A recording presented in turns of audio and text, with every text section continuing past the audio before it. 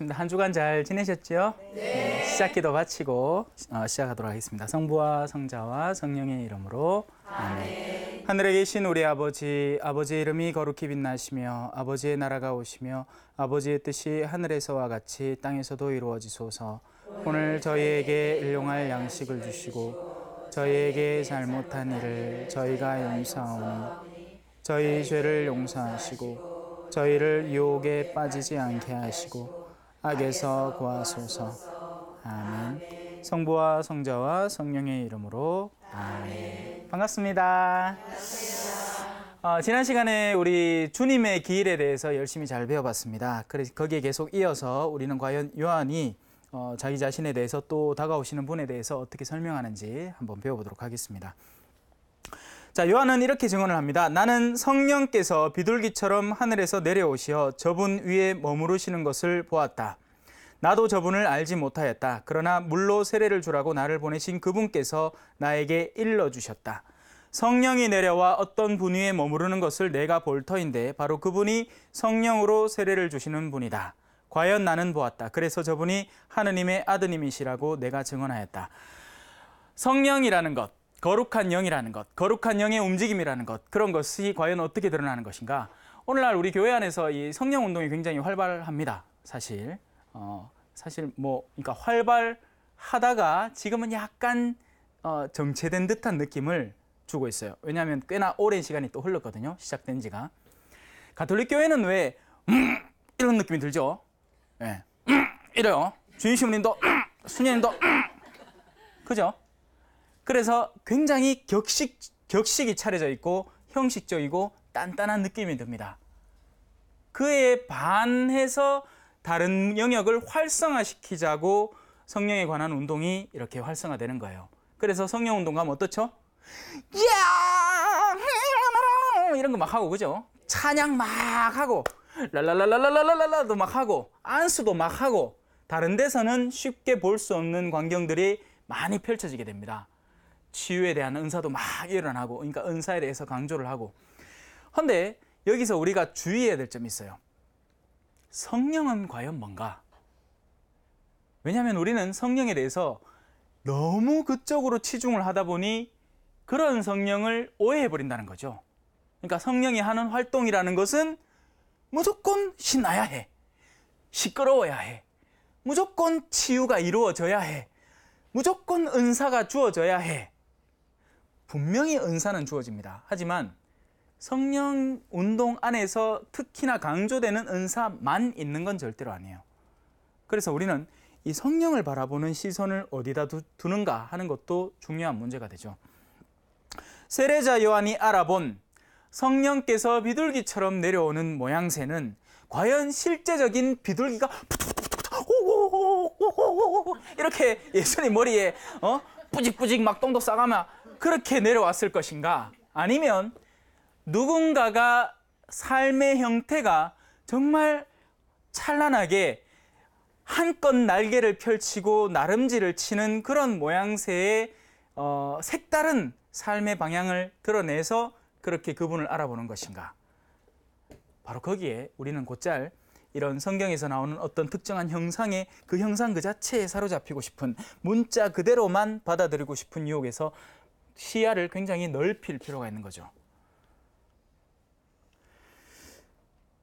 세례자 요한이 예수님을 알아본 것은 그분의 다양한 면모들 중에 무엇보다도 그분의 말씀과 행적이었을 것이 분명합니다. 그리고 우리도 마찬가지로 우리 주변에서 성령을 받아서 활동하는 이들의 모습을 그와 같은 형태로 알아봐야 됩니다. 자, 그래서 세례자 요한은 처음에는 그분을 알지 못했죠. 처음에는 다른 모양새를 기대하고 있었을 수도 있고, 메시아라면 적어도 엘리야가 불마차를 타고 올라간 것처럼 메시아가 올 때는 불마차를 타고 내려올 정도는 돼야 될 건데 그런 모습을 아무리 찾아봐도 없더라는 거예요. 저 역시도 예전에는 왜 그런 일들 많이 했습니다. 신학교 안에서 성체조회 막 하면서, 하나님요, 오늘은 내가 눈을 딱 뜨마 당신 성체를 한 바퀴 슉 돌려주이소. 어쩌다 보는데 무슨 일이 일어나게 안 일어나게 안 일어나요. 뭐 떡과 술에 마르첼리노 해갖고 갑자기 예수님이 쑥 내려갖고 가고 앉아갖고 떡하고 빵하고 논 갈라 먹고 그런 모습을 기도를 하는데 한만 쳐다봐도 욕 하나 안 빠져. 왜 그런 농담 있잖아요. 신부님 방귀 끼니까 갑자기 이 손 하나 푹 빠져가지고 한다 하는 것만 그런. 그런 일은 절대로 일어나지 않더라는 겁니다. 예. 오히려 그 이면에 진짜 성령의 활동은 끊임없이 우리에게 드러나고 있다는 얘기죠. 여러분이 올바른 눈을 뜰 수만 있다면 여러분 주변에서 실제적으로 성령을 담아서 활동하고 있는 수많은 형제 자매들의 모습을 새롭게 발견할 수 있습니다. 우리는 성령을 엉뚱한 데서 많이 찾아왔어요. 예수님을 너무 엉뚱한 방향에서 많이 찾아왔어요. 그런데 예수님은 이미 여러분 안에, 성령은 이미 여러분 가운데 같이 활동하고 계십니다. 바람처럼 불어오는 분이라서 언제 어디서 왔다가 어디로 가는지 아무도 모르죠. 다만 그 성령이 머무르는 사람이 하는 말과 행적 안에서만큼은 그 성령을 뚜렷이 알아볼 수 있게 됩니다. 왜냐하면 다른 것으로 설명할 수가 없기 때문이에요. 특히나 힌트를 드리자면 십자가를 스스로 지는 사람 안에서 우리는 성령의 활동을 쉽게 알아볼 수 있게 됩니다. 자, 세례자야는 물로 세례를 줬죠. 그리고 예수님은 성령으로 세례를 주십니다. 이게 어떤 차이가 있느냐? 물의 세례는 외적으로 뚜렷이 드러나는 표지로 이루어집니다. 그리고 오늘날 우리가 받는 세례도 뭐가 진료로 쓰이죠? 물이 진료로 쓰이고 물로 여러분에게 세례가 주어집니다. 물이라는 우리가 어떤 것을 확증받는 요인은 내가 과거에 머물던 어두움을 씻어낸다는 느낌을 확실하게 받아요. 그렇게 해서 물을 쓰는 거예요. 미사 중에 쓰이는 진료는 뭐죠? 빵과 포도주입니다. 견지는 뭘로 하죠? 기름 바름과 안수로 이루어지죠. 고해성사는 뭘로 하죠? 사제하는 말로 이루어집니다. 이렇게 모든 성사는 그 안에 진료들이 있는데 그 진료는 우리가 그것을 체험하기 가장 좋은 수단을 씁니다. 물이라는 것은 바로 우리를 씻어내는 것이죠. 제가 세례를 할 때마다 가르치는 세 가지가 있어요. 물에는 세 가지 의미가 있습니다. 첫째, 제가 볼리비아에서 사모를 할 때 그 동료 신부님들하고 어디 강가에 놀러 간 적이 있어요. 그 강가에서 이제 저는 아주 이제 여유롭게 수영을 하는데 어느 순간에 힘이 빠져버린 거야. 그럼 어떻게 돼요? 죽을 뻔했습니다. 물은 죽음의 상징이에요. 옛 인간이 죽어버리는 거죠. 그리고 물은 여러분 아침에 일어나면 뭐 하죠? 보통은 얼굴을 씻습니다. 게으른 사람은 안 씻기도 하죠. 저 같은 경우에는 머리 감으면서 그냥 대충 얼굴 한번 몇 번 씻어보면 그냥 끝이야. 무슨 마들은 원래 그래요. 깨알바자. 예. 자, 물은 정화의 의미를 담고 있습니다. 흐려졌던 것, 더럽혀져 있던 것을 맑게, 깨끗하게 가꾸어주죠. 그리고 사람이 음식을 안 먹으면 한 달 정도 버틴대요. 두껍하잖아. 이게 다 음식이에요. 이게 다 나를 한 달 동안 먹여 살릴 거예요. 가능한 일이에요. 그런데 물을 안 마시면 그 어떤 수분도 섭취하지 않으면 그 크게 한 3일 안에는 다 간답니다. 그래서 어떤 음료라도 먹어야 되는 거예요. 심지어는 자기 오줌이라도 받아 먹어야 되는 거죠. 물은 그 세 가지 의미가 있는데 일단 기초적으로 자신의 과거를 죽여버리고 옛 인간을 죽이고 정화하는 느낌을 강하게 줍니다. 그래서 세례자 요한은 바로 그 세례를 준 거죠. 그러면 그 세례는 어떻게 가늠할 수 있는가? 여기다 줄을 하나 쫙 긋고 우리가 그 이전에 속해 있던 세상에서 우리를 살려내고 구해냅니다. 물이라는 세례를 통해서요. 하지만 거기서 멈출 수 있느냐? 아니요. 곧잘 다시 빠져들어요. 악습이라는 건 얼마나 강한지 이집트에서 금방 데리고 나왔는데 옛날에 우리가 이집트에서 먹던 파도, 양파도, 계란말이도 또 뭐 있을까? 맛있는 거. 치즈 스틱도 그런 건 없나? 그런 게 먹고 싶다고 투덜대는 사람들이에요. 금방 살려 나왔는데 이제 광야 여정을 시작해야 되는데 다시 옛날 삶을 그리워하는 우리들이죠. 그런데 이 세례는 우리가 거기에서 빠져나오는 느낌을 확실하게 주는 겁니다. 하지만 그걸로 완결된 게 절대 아니죠. 그럼 그 다음부터는 어떻게 해야 될까요? 길을 걸어야 됩니다. 그 길은 무슨 길? 광야의 길. 당신이 걸으신 십자가의 길을 걸어야 된다는 거예요. 그 길을 걷기 위해서 필수적인 요소가 있으니 성령의 세례라는 겁니다. 일단 살긴 살았어. 살았는데 이 사람이, 그러니까 물에 빠져있던 사람을 건져냈어요. 어떤 애가 물에 빠졌었어요. 건져냈어. 그러면 이 아이가 어떻게 해야 돼? 정상이겠습니까? 물 근처에 안 다가서는 게 정상이겠죠. 근데 얘는 물을 너무 좋아하는 거야. 그래서 또 물가에 가서 놉니다. 또 빠지려고. 그럼 큰일 나겠죠? 아니에요.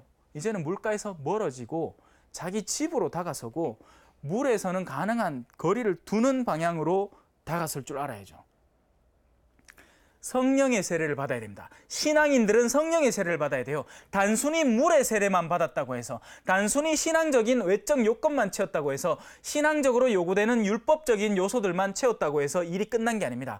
우리는 그때부터 성령의 세례를 받으려고 준비를 갖춰야 되고, 성령을 끌어안으려고 해야 되고, 그 성령이 우리에게 인도하는 길을 걷기 위해서 그 걸음을 시작을 해야 되는 겁니다.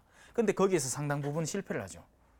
뭐가 성령인지, 성령을 어떻게 받는지, 그 길은 어떤 길인지. 왜? 옛 삶이 편해요. 옛날에 살던 삶이 편한 거야. 그리고 아직까지 그 맛을 기억하고 있는 거예요. 옛 삶의 쾌락의 맛. 이 성령의 새로운 길은 우리를 결국 십자가로 이끌게 되거든요. 그렇기 때문에 힘들죠. 광야의 여정은 힘들었어요. 쉽지 않았죠. 주어지는 음식이라고는 퍽퍽한 만나밖에 없지. 그죠? 거기에다가 뭐 광야가 그냥 광야입니까? 덥고 태양 피할 곳도 없고 막 목을 축이거나 뭐 마음껏 여유롭게 뭐 뭔가를 넉넉하게 쓸 공간도 없는 그런 답답한 삶이니까 가고 싶지 않은 거죠. 그래서 신앙인들이 세례는 다 받지만 진짜 여정을 시작하는 사람은 상당히 적습니다. 그리고 거의 대부분 다시 옛삶으로 돌아가 있거나 아니면 오히려 더한 어둠에 빠져 있는 경우가 있죠. 자, 그래서 성령으로 세례를 주시는 분에 대한 올바른 인식을 시작을 해야 되고 이제 그 길을 걸어가야 됩니다. 자, 그렇게 해서 예수님이 이제 당신의 여정을 시작할 제자들을 모읍니다. 여러분이 이제 제가 이제 첫 시간부터 시작해서 지금까지 해왔던 건 저 높은 곳의 이상에 대한 그런 갈망을 살리는 것, 그리고 우리가 그쪽으로 가야 한다는 것에 대해서 가르쳤어요. 그러면 이제는 구체적으로 그런 움직임은 어떻게 진행되어 가는가, 제자들이란 누구며 그 제자들은 어떻게 그걸 알아가고 길을 시작하는가에 대한 배움을 시작해 봅시다. 첫 제자들입니다. 예수님의 첫 번째 제자들. 자, 이튿날 요한이 자기 제자 두 사람과 함께, 자, 요한은 이미 유명세를 타고 있었습니다. 물로 세례를 주는 사람이었고 그 물의 세례를 통해서 사람들의 인지도를 높이고 일단 자기 삶 자체가 기괴했잖아요. 낙타털 옷 입고 들꿀 먹고 메뚜기 잡아 먹으면서 광야에 사는 사람이니까. 근데 그런 삶을 동경해서 온 제자들이 있었어요. 요한의 제자들이었던 거죠. 그런데 요한이 자기 제자 두 사람과 함께 그곳에 다시 서 있다가 이제는 실제로 예수님이 지나가는 것을 보게 됩니다. 그러면서 그걸 눈여겨보다가 보라! 하느님의 어린 양이시다 하고 발설을 하게 돼요. 근데 그때 그 두 제자가 요한이 말하는 그 발언을 듣고 하느님의 어린 양이시다, 요한이 말하는 하느님의 어린 양에 대한 발언을 듣고 예수님을 따라가기 시작합니다. 요한을 추종하던 제자들이 요한의 발언 하나에 그 발언을 향하는 곳으로 향하게 돼요. 그 말인즉슨 세례자 요한이 어떤 생각을 갖고 있었는지, 무엇을 소중히 여겼는지, 세례자 요한이 추구해오던 방향이 무엇인지에 대한 감각이 늘 살아있었다는 것이죠. 자, 이게 왜 중요하냐? 어떤 신부님이나 어떤 수녀님에게 들러붙어 있는 사람이 있을 수 있습니다. 굉장히 위험한 상태예요. 그 신부님이나 수녀님이 정말 올바른 예언자라면, 올바른 하느님의 종이라면 하느님을 가리킬 거예요. 그리고 결정적인 순간에 자, 이제 저리로 가세요 하고 가리켜야 됩니다. 그런데 그러지 않고 사람들을 끊임없이 자기 수중 안에 모아 놓으려고 하는 시도를 한다면 진짜 예언자가 아닐 수 있습니다. 우리는 언제라도 정말 그러니까 일단은 지금은 내 수중 안에 있는 내가 보살펴야 하는 양들이지만 그 양들의 근본적인 최종 목적지가 어딘지를 가리킬 줄 아는 사람이 돼야 되고 그 양들을 그쪽으로 인도할 줄 아는 사람이어야 돼요. 안 그러면 나와의 연계관계를 중요시하면서 나한테 유익한가 아닌가, 나를 따라오고 있는가 아닌가를 살피겠죠. 대부도 마찬가지고 데모도 마찬가지입니다. 신앙 안에서 이루어지는 움직임도 마찬가지예요. 레지오 단장도 마찬가지고 구역장도 마찬가지입니다. 여러분을 따라오는 게 중요한 게 아니에요. 여러분이 어떤 방향을 올바로 알고 있으며 이렇게 다가오는 사람들이 그 방향으로 올바로 가게끔 내가 도와줄 작정을 하고 있는가, 언제라도 나에게 다가와 있는 그 존재들이 참된 방향으로 걸어가게끔 내버려 둘 수 있는 마음의 여지가 준비되어 있는가 하는 것이 중요하다는 겁니다. 그래야 예수님을 만나요. 안 그러면 나는 내 사람을 만들어 놓은 거죠. 그런데 나는 과연 어디로 가겠습니까? 내가 그 사람을 예수님으로 가야 할 걸 가로막고 그 사람들을 내 사람으로 만들어 놨어. 근데 나라는 존재는 어떤 존재지? 결국에는 멸망하고 무너질 존재예요. 그 순진한 사람들, 어디로 가야 할지 모르는 사람들을 나한테 온통 끌어들여 놓고는 내가 멸망함과 같이 멸망하게 되겠죠. 너희는 이 작은 이들 가운데 하나라도 멸망하게 하거나 그릇된 길로 이끄면 연자매를 목에 달고 깊은 바다에 빠지는 게 오히려 나을 거다. 우리 혼자 멸망하면 다행이에요. 근데 나를 따르는 이들의 영혼을 같이 멸절시키는 존재는 굉장히 위험한 생각을 하고 있는 겁니다. 인기를 영합하려고 하지 마세요. 그건 그냥 필요에 의해서 쓰여지는 것뿐이에요. 한 사람이 인기를 얻어서 그런 인기를 통해서 다가온 사람들을 예수님께 몰고 갈 수 있다면 그건 아름다운 일이겠지만 그 인기가 나한테 집중되는 것이라면 그건 하느님의 뜻에 합당하지 않은 인기입니다. 그리고 언젠가는 무너질 인기겠지. 그죠? 자, 그래서 요한의 말을 하는 것을 듣고 그 두 제자는 하느님의 어린 양에 대한 갈망이 존재했던 제자들이고 요한을 사랑했지만 요한보다 더 중요한 핵심 가치를 올바로 알고 있었기 때문에 당연히 예수님을 따라가게 됩니다. 그래서 예수님께서 이제 가다가 돌아서셔서 자신을 따라오는 걸 느끼셨겠죠. 그들이 따라오는 것을 보시고 묻습니다. 무엇을 찾느냐? 예수님은 우리에게 늘 물으실 거예요. 무엇을 찾으십니까? 아, 성당에 오셨네요. 무엇을 찾으십니까? 감미로운 체험입니까? 그러면 생크림 케이크 파는 데 가세요. 네? 거기는 얼마나 감미로운 케이크들이 있는지 모르니까. 아니면 뭘 찾으십니까? 성당에 왜 나오셨습니까? 묻는 거예요. 그리고 그 물음은 나날이 계속됩니다. 왜냐하면 어제가 다르고 오늘이 다르기 때문이죠. 어제는 순진한 마음으로 예수님을 찾아왔는데 오늘은 내가 여기에 길들여져 있을 수 있어요. 이미 내가 길들여진 그 틀을 유지하기 위해서 나는 신앙생활을 유지해 나갈 수 있는 거죠. 그리고 그때 예수님은 묻습니다. 무엇을 찾느냐? 진짜 네가 찾는 게 편안한 신앙생활이었느냐? 근데 어떡하지? 내가 너에게 앞으로 가르쳐주고 지도해줄 신앙의 길은 십자가의 길인데 따라올 수 있겠느냐? 끊임없이 우리에게 물으십니다. 물론 직접 묻지는 않지. 귀에다 대고 무엇을 찾느냐 이렇게 묻지는 않지. 뭘로 물으실까요? 일상의 사건으로 다가오는 사람들로 물으십니다. 그러니까 내가 어제까지 잘 해오던 그런 모임이었어. 그런데 갑자기 두 사람이 싸우기 시작해요. 그리고 난 단체장이야. 이 문제를 해결해야 돼. 그런 도전을 안겨주십니다. 무엇을 찾느냐고 물으시는 거죠. 그리고 우리는 어떻게 하는 게 바람직한 일일까요? 아이고, 내 이런 단체 좀 몰랐다. 이제 나와야지. 이건 뭐지? 회피예요. 가장 쉽고 편한 방법이죠. 아니죠? 주님, 제가 이걸 어떻게 하면 현명하고 당신 뜻에 맞게 해결할 수 있을까요를 묻고 질문하는 것이 당신이 바라시는 우리의 응답입니다. 끊임없이 대답하세요. 응답하세요. 예수님의 질문에 여러분은 끊임없이 예수님을 찾으세요. 그러면 그분이 그 즉시 여러분 곁에 계실 겁니다. 조언을 하면서. 물론 조언도 귀에 들리진 않아요. 귀에 들리면 얼마나 좋겠노. 그 경우에는 왼쪽으로 한 걸음 가고 한 세 걸음 가다가 오른쪽으로 꺾어라. 마치 내비게이션처럼, 그죠? 아, 네 남편이 오늘 속썩이고 들어왔지? 내일은 아침은 차려주지 말고 점심을 2배로 차려주고 저녁은 살짝 굶기라. 그러면 남편이 갑자기 회개할 기다. 이러면 얼마나 쉽고 편하겠어요. 아니라는 거예요. 하느님은 어렴풋한 방향만 짚어주십니다. 근데 그 방향은 뚜렷하고 분명한 방향이에요. 뭘까요? 사랑이죠. 사랑 사랑 누가 말했나.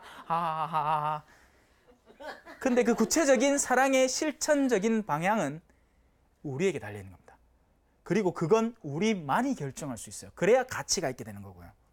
남이 결정해 주는 순간, 남이 그 사랑의 방향을 결정해 주고 나는 거기에 순응해서 따르기만 하는 순간 나는 그냥 로봇이 되는 것뿐이에요. 내가 한 업적이 하나도 없는 거죠. 바로 그 선택의 여지와 그 선택의 의지가 내 안에 큰 흐름을 형성해냅니다. 그 선택 자체가 중요한 거예요.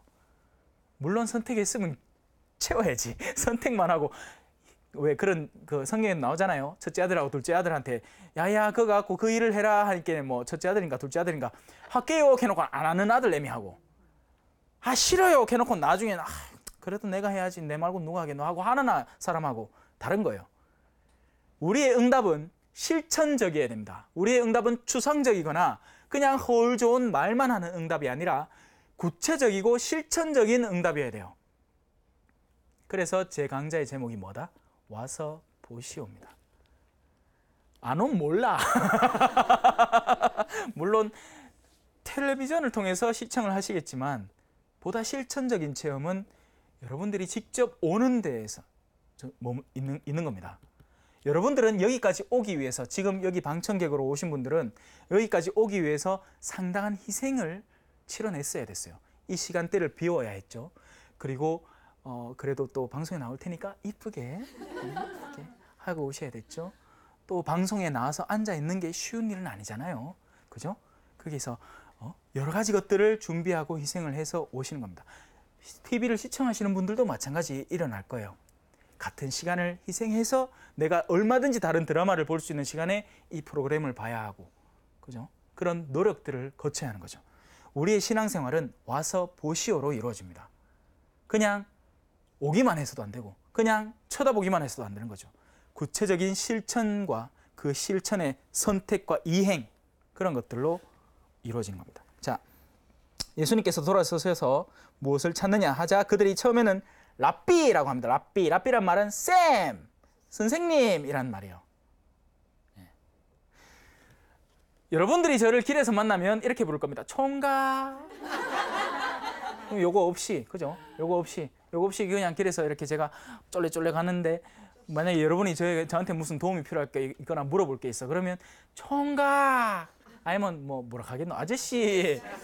아저씨가 낫겠다. 나 스스로도 총각하기 미안하네. 아저씨. 자, 근데 제가 이 옷을 입고 방송국에서 갑자기 다시 만났어. 그때는 아이고 신부님이셨습니까? 하고 호칭이 달라지겠죠. 우리 안의 내면의 변화에 따라서, 상대에 대한 간주되는 내면의 변화에 따라서 상대에 대한 호칭이 달라집니다. 아직 세례자 요한의 두 제자에게 예수님은 랍비였습니다. 랍비는 누굴까요? 뭔가 배울 만한 거리가 있는 사람, 그가 지닌 지식 가운데에서 일부를 내가 얻어낼 수 있는 사람, 그런 존재이죠. 그런데 나중에는 그 호칭이 딴 걸로 변해요. 이따가 봅시다. 랍비는 번역하면 스승님이라는 말이다. 예수님께서 그들에게 와서 보아라. 제 강좌 제목인데 너무 싱겁게 넘어가는 것 같다.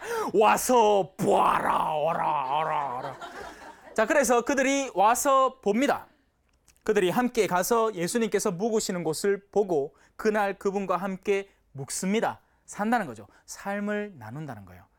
이게 참 중요한 얘기예요.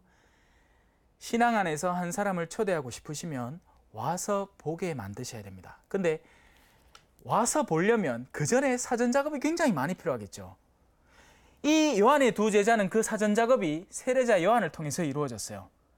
내가 어느 순간인가 저 사람이 하느님의 어린 양이다 라고 발언을 하면 너희는 그 즉시 따라가라.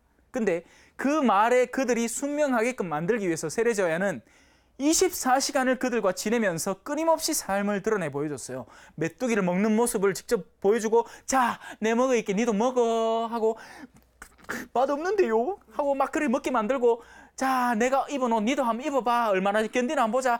따가워 죽겠는데요? 이런 모습을 끊임없이 보여주면서 세례자요한은 신뢰를 얻었고, 여러분이 누군가를 성당에 초대하고 싶어요.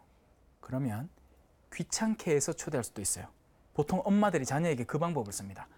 야야, 성당 가자. 엄마 오늘 좀 자면 가자.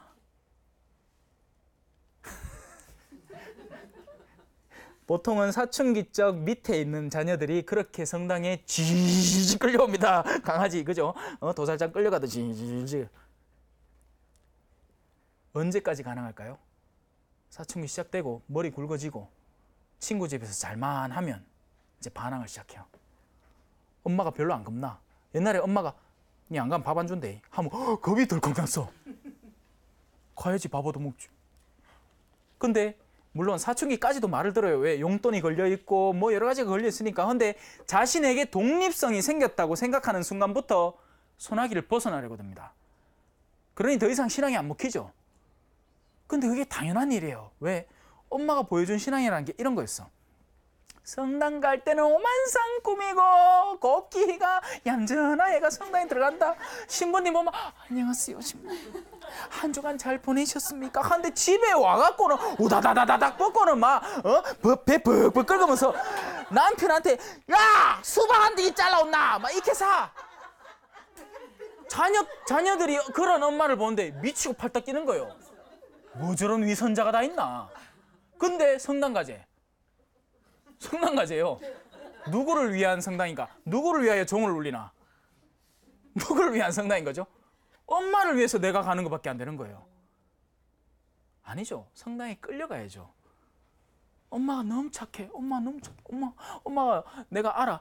나는 집에 오면 늘 집안은 화목한 분위기인데 사실은 아빠가 엄청 속썩이는 인간인기라. 이거 나가고 막 도박하고 들어오고 막 술 먹고 들어오고 막 새벽 2시, 3시 들어오는데 들어오면 엄마 두드려 패는 거 내가 아는데 엄마는 나만 보면 얘야 걱정하지 마. 엄마가 언제든지 내 곁에 있어줄게. 너는 절대 무서워하거나 힘겨워할 필요 없어. 무슨 일이 생기더라도 다 엄마 몫이니까 너는 튼튼하게만 자라줘. 근데 그 애가 그걸 다 알아. 엄마가 어떤 일을 겪는지. 근데 엄마가 그 와중에도 죽자고 성당을 갑니다. 한 날 엄마한테 물어봐요. 엄마, 아빠 그렇게 가기 싫어하는, 엄마 가는 거 싫어하는데 왜 그렇게 가? 엄마는 주님 없으면 이 삶을 견디지를 못할 것 같아. 게임 끝난 기라. 게임 끝난 거예요. 자녀들은 그런 아빠의 모습 때문에 실망해서 한때 방황할 수도 있을 겁니다. 하지만 언젠가는 성당에 돌아와요. 왜? 엄마의 그런 모습을 봤거든. 엄마가 그 성당 안에서 위안받는 모습을 봤고 그 안에는 뭔가 굉장한 게 있을 거라는 게 알고 있다는 거죠. 물론 굉장한 게 있죠. 오늘날 그 굉장한 게 굉장하지 않게 치부되어서 그렇죠. 뭐죠? 신앙이라는 겁니다. 믿음이라는 거죠. 믿음으로 저 산도 옮기리 믿음으로. 옛날엔 그렇게 믿고 살았는데 이제는 신앙인들 사이에서도 믿음이 없어요. 모이면 믿음 이야기를 하는 사람이 한 사람도 없습니다. 모이면 신부님 욕을 하거나 구역장 욕을 하거나 레지오 단장 욕을 하거나 믿음을 나누는 사람이 없어요. 내가 신앙생활을 하는데 이런 요소들로 인해서 내가 참 힘겨워했던 어떤 요소를 극복해내고 나는 새로워지게 됐어. 이런 얘기를 나눈 사람이 아무도 없습니다. 오히려 그런 얘기를 나누면 부끄러워해요. 이상해하고요. 엄마야 되게 잘났는갑다. 아이고 성당 나와서까지 저런 얘기야. 우리 오늘 커피 먹으러 왔지 뭐 어디 뭐 그런 얘기 들어왔는 줄 아나 하고 속으로 빈정빈정 궁시렁 와서 본다는 것의 의미를 여러분은 올바로 인지해야 됩니다. 그래야 와서 보여줄 수 있게 돼요. 와서 본다는 것이 스테인드 글라스고 미사뽀면 만약에 어느 교회에서 더 화려한 스테인드 글라스와 더 화려한 미사뽀를 만들어내면 물론 거기 미사가 없으니까 미사뽀는 없겠네. 소용없게 되는 거죠. 무엇으로 사람을 끌어들이냐는 중요한 주제입니다. 성당 가마 있나? 그 가마 변호사 마누라도 있고 판사 마누라도 있고 인맥이 좋아질 기다. 그게 어떻게 사람을 끌어들이는 수단이 됩니까? 아니죠. 우리 삶 자체가 이미 그 사람을 끌어들이는 수단으로 작용하고 있다는 거예요. 그들은 압니다. 우리의 삶의 모습을요. 예수님께서 그들에게 와서 보아라 하시니 그들이 함께가 예수님께서 묵으시는 곳을 보고 그날 그분과 함께 묵습니다. 때는 오후 4시쯤이었습니다. 요 시간을 나타내는 구절이 성경 안에 글쎄요, 딴 구절이 있나 저는 모르겠어요. 성경학자가 아니니까. 근데 유일하게 요한복음에서 두드러지게 여기에 오후 4시라고 나와요. 여러분, 뭔가 충격받으면요, 그 시간을 기억합니다. 저는 아직도 라파스에서 강도당한 시간이 기억이 나요. 때는 10시 반이었어요. 공항을 나와서 버스를 잡아 타겠다고, 조금 더 싸게 돈을 지불하고 버스를 잡아 타고 나가겠다고 그 어두운 밤에 나와서 버스를 찾는데 어머야, 버스가 10시 반이니까 끊겼어요. 그래서 그 근처에 있는 택시를 아무거나 잡아 탔다가 강도를 당했습니다. 두건 씌우고 칼 대고 옆불대기에 두 사람 앉아갖고 저를 결박하고 가방 빼들어가고 보조석에 앉은 사람이 가방을 맞고 운전석에 앉은 사람은 계속 운전을 하면서 그 어떤 경찰이나 주변 세력이 의심을 받지 못하게 시내 도로를 마구마구 달리고 탈탈 털렸습니다. 때는 10시 반이었고 제가 튕겨져 나온 시간은 제 기억으로는 한 45분 뒤였어요. 다행이죠. 안 죽인 게. 자, 제가 하고 싶은 얘기는 뭐죠? 제가 강도당했다는 이야기가 아니라 충격을 강하게 받으면 그 시간과 그 환경과 그 주변 요소들이 생생하게 살아서 기억이 난다는 겁니다. 그렇죠. 때는 오후 4시쯤이었어요. 잊을 수가 없는 체험이니까요. 이들은 스승님을 따라갔는데 메시아를 봐버린 거예요. 그분이 하는 일을 봤겠죠. 뭐? 가난한 이들이 복음을 듣는다. 다리 저는 이들이 일어나 걷게 되고 장님이 보게 되고 귀머리가 듣게 되고 번역이가 말을 한다. 물론 오늘날에는요, 대학병원이 잘 돼 있어서 알아서 귀머리가 낫고 알아서 걷기 힘들던 사람이 걷고 배에 뭐 복수에 물이 차 있던 사람이 물 다 빼고 나오고 심지어는 못생긴 사람도 병원 들어갔다 나오면 이뻐져 나옵니다.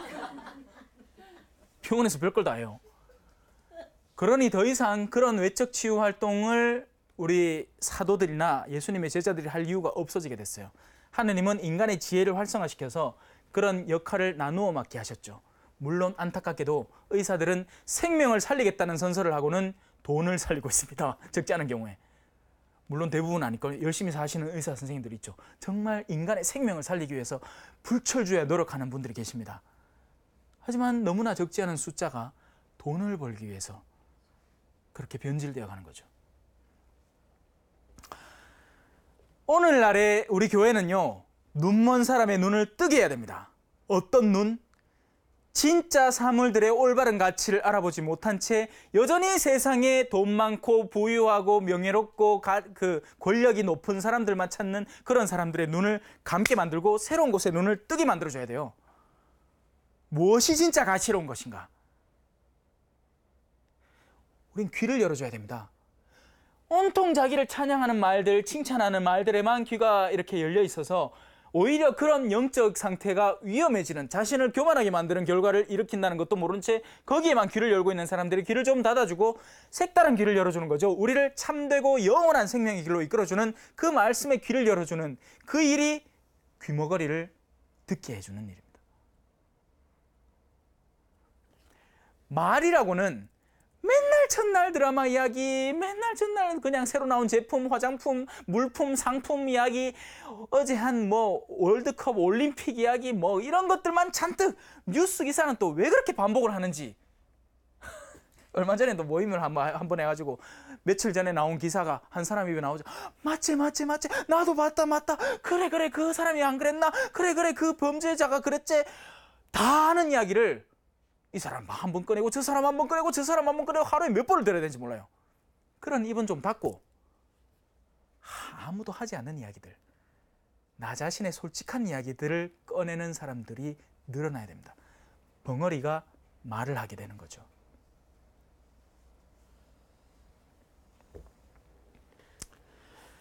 요한의 말을 듣고 예수님을 따라간 두 사람 가운데는 하나는 시몬 베드로의 동생 안드레아가 있었습니다.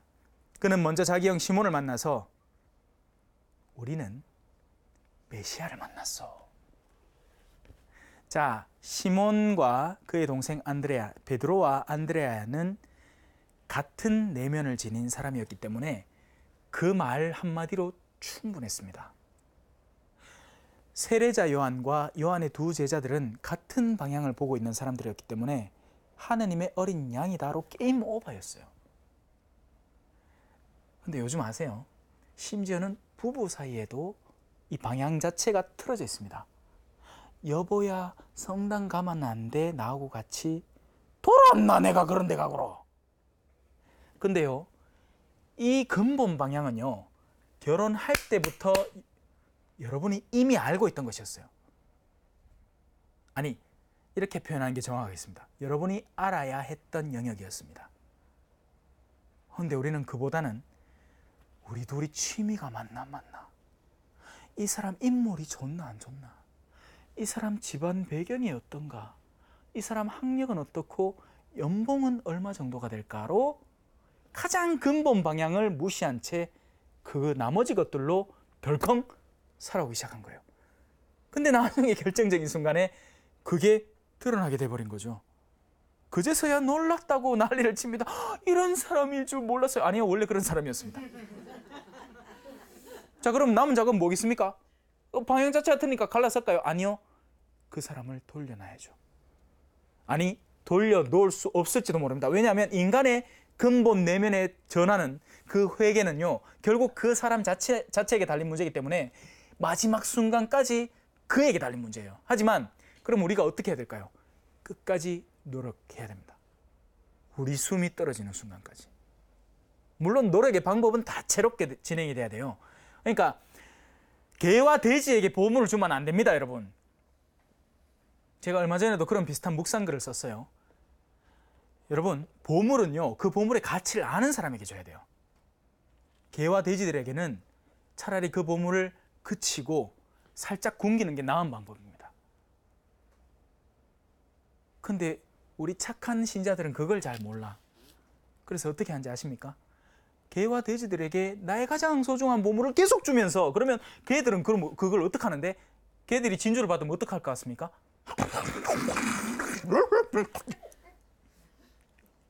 이거 먹는 건가? 내 이가 상했잖아. 도로 공격하고 막 들어와. 사랑을 줬는데 거꾸로 공격을 들어옵니다. 그때는 잠시 멈추는 게 맞아요.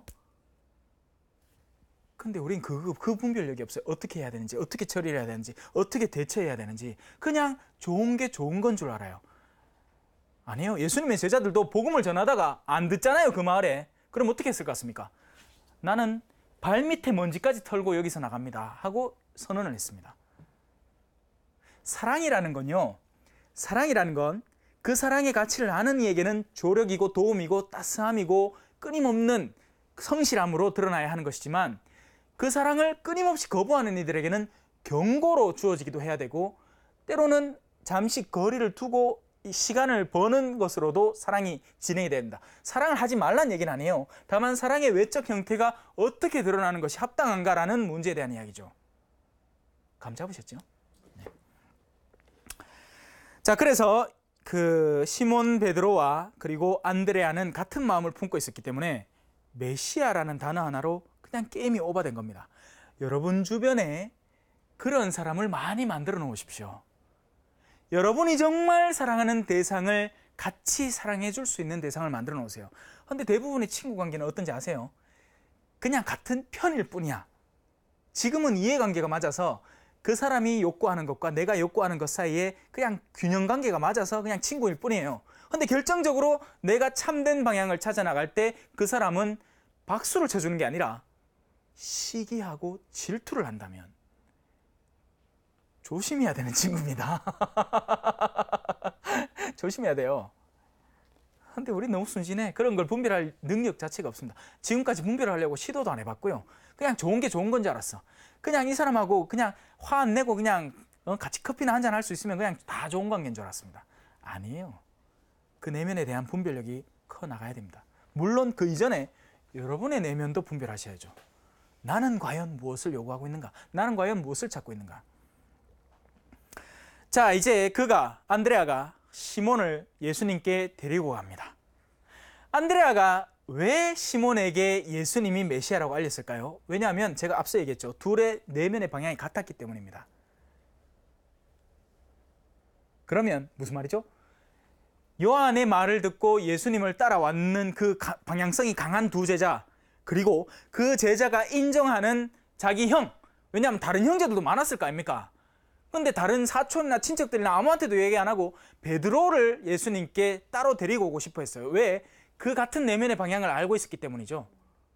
그러자 예수님은 당연히 그를 알아보십니다.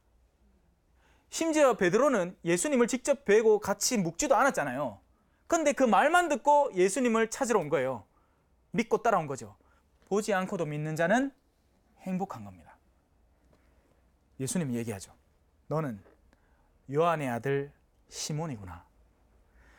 앞으로 너는 케파라고 불릴 것이다. 케파는 베드로, 바위, 반석으로 번역되는 말입니다. 예수님은 처음 만날 때부터 알아본 거예요.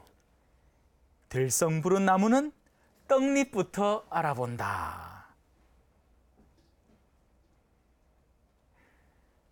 여러분들이 누군가에게 초대를 건네보십시오. 그리고 그 사람의 하는 반응을 잘 살펴보세요. 그가 무엇 때문에 오는 건지. 예를 들어서 하나의 재밌는 예를 들어서 무슨 재밌는 신부님이 대구에서 사투리 지지 쓰사마 뭐 강의한다 하는데 우리 근데 그 강의가 나는 너무나 기쁘고 즐거웠으니까 한번 가볼래 했을 때 네가 간다 하면 나도 한번 가보지가 된다면 여러분은 그런 내면을 갖고 있는 사람을 얻은 거예요. 근데 그게 아니고 나 그날 바쁜데 야, 그 가지 말고 내가 그 근처 커피숍에서 4,600원짜리 커피 사줄게. 너무 싸나? 7,000원짜리 커피 사줄게. 그럼 내가 가보지 한다면 그 친구의 관심사는 전혀 다른 데 있는 겁니다. 커피 마시러 가는 거예요. 커피 마시면서 심심하니까 시간이나 때우러 가는 거죠. 어차피 때울 시간인데 다른 데 때울 시간을 거기 커피를 공짜로 얻어먹는다니까 그 커피 마시러 가는 겁니다. 레지오에 다가오는 사람들을 레지오로 끌어들일 때 과연 어떤 것이 그들을 자극시키는 요인이 되는지, 물론 처음부터 레지오에 와서 미친 듯이 묵주기도 하고 미친 듯이 활동하려고 온 사람 아무도 없습니다. 인간관계가 좋아서 오긴 하죠. 근데 결국 거기에서 분별이 슬슬 시작이 됩니다.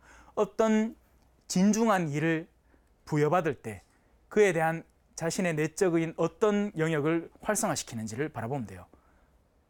처음에는 다 부드러운 초대로 다가오죠. 근데 결국 다가와서 자기가 원했던 게 2차 조회가 목적이었다면, 같이 그냥 회식하고 그냥 성당 안에서 하는 계모임이 목적이었다면 결국에는 그 본질이 드러나게 됩니다. 못 숨겨요, 그건.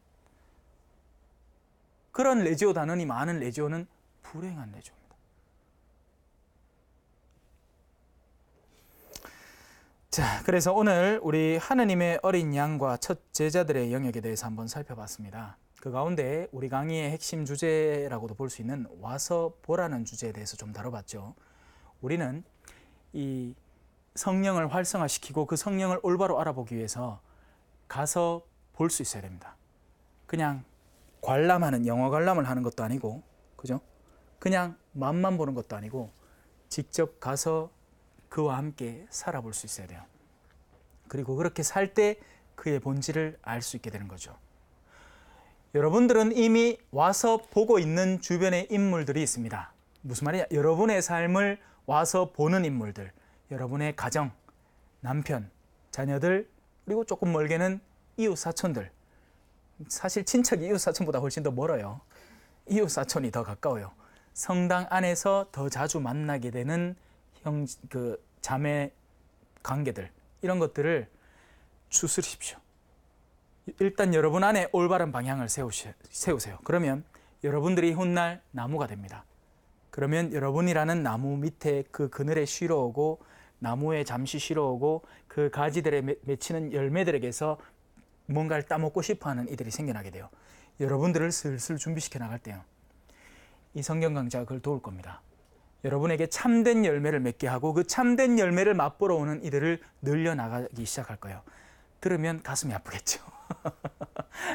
제가 지난 시간에 가르쳤던 것처럼 깎여나가는 부분이 분명히 존재를 할 테니까요. 하지만 그 깎여나감을 진실되게 끌어안고 내가 아픈 부분을 올바로 점검을 해서 거기에서 나를 개선시키려고 노력을 할 때 여러분은 깎이게 되고 편편한 길이 됩니다. 그러면 주님이 여러분 안에 걸어 들어오세요. 그러고 나면 열매가 맺히기 시작하는데 누구는 30배, 누구는 60배, 누구는 100배의 열매들을 얻게 됩니다. 그리고 그 열매들은 영원한 차원의 것이어서 우리가 세상 안에서 잠깐 지니다가 잃어버리고 말 어떤 존재가 아니라 영원의 차원에서 얻은 거기 때문에 영원히 남을 열매들입니다. 괜찮은 장사죠? 알겠습니다.